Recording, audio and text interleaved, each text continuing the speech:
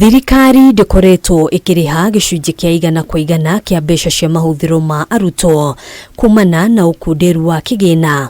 Kwa mũhiano harĩ ciringi 22,224 iria igayagĩrwo arutwo a thukuru cia secondary cia KUINUKA, arutwo makoretwo magikinyĩrwo nĩ ciringi 17,000. So while we have told Kenyans we are funding at 22,000, we are not giving the full story.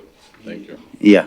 Akiaria mbere ya kamiti ya bunge igie githomo, mwandiki MUKARU ministry-inĩ ya githomo BELIO KIPSANG augite thĩinĩ wa mwaka wa kĩgĩna 2023-2024 arutwo matanyihĩire mirioni 1 a thukuru cia secondary cia KUINUKA maya gũkaga gũkinyĩrwo nĩ kĩgĩna kĩa mahũthĩro. We were to fund our children at the rate that we have told ourselves of 22,244, then we would need 88 billion shillings.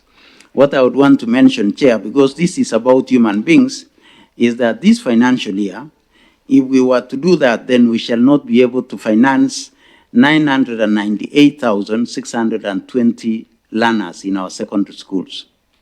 So almost 1 million children are not included in the funding of free day secondary school as we go to the next financial year.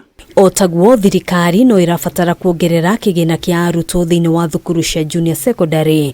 Rĩrĩ arutwo arĩa marĩ grade ya 7 matanyĩtwo gũkorwo makĩingĩra grade ya 8 mweri-inĩ wa mwambĩrĩrio mwaka ũkĩte. We funded this financial year at 15.46 billion shillings.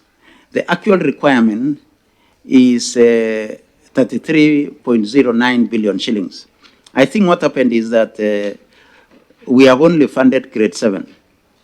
I think what we didn't realize is that in the next financial year, we shall have grade 7 and grade 8. So grade 8 is not fully funded. Thĩinĩ wa budget ya mwaka wa 2023-2024 ministry ya gĩthomo thĩinĩ wa ngathĩ ya gĩthomo kĩa mũthingi ĩgaĩirwo mũigana wa ciringi mbirioni 135.4, ciringi mbirioni 12.4 ikĩgaĩirwo gĩthomo gĩtarĩ marĩhi gĩa thukuru cia mũthingi, ciringi mbirioni 15.4 nacio ikĩgaĩirwo gĩthomo gĩtarĩ marĩhi gĩa thukuru cia junior secondary, nakĩo gĩthomo gĩtarĩ marĩhi gĩa secondary gĩkĩgaĩirwo ciringi mbirioni 65.3, igeranio nacio ikĩgaĩirwo ciringi mbirioni 5, nacio tauro cia ũtheru ikagaĩirwo ciringi milioni 940. We have also another 300 million shillings for quality assurance, 173 million shillings to support co-curricular activities, and 444 million shillings increase to deal with personal emolument, mainly recruitment of additional quality assurance officers. Ona gũtuĩka ĩno nĩ nyongerera, kĩgĩna makĩria no kĩrabatara thĩinĩ wa honge itiganĩte arĩ hamwe na kanjũ ya igeranio. We still owe the teachers who marked our exams 1 billion shillings. And you know, exams were marked in December and we've not paid them. We still owe 1 billion shillings. We are already in discussion as we go into supplementary 2 so that we can pay these teachers.